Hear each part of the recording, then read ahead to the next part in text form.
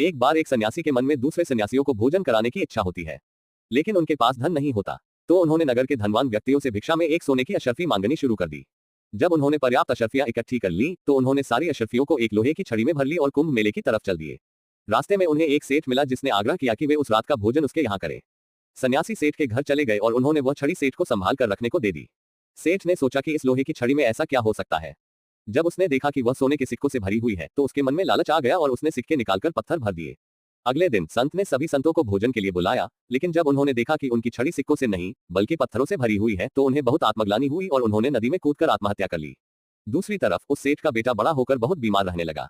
सेठ ने उसके इलाज में बहुत पैसा खर्च किया। एक दिन बेटा सेठ से कहता है कि उसकी बहुत इच्छा है कि वे संतों को भोजन कराएं। सेठ बेटे की इच्छा पूरी करता है। बेटा सेठ से कहता है, पिताजी आपने मुझे पहचाना नहीं, मैं वही संत हूँ जिसके आपने सोने के सिक्के चुराए थे। मैं तो बस पिछले जन्म का अधूरा काम करने आया था। इतना कहते ही बेटे की मृत्यु हो जाती है।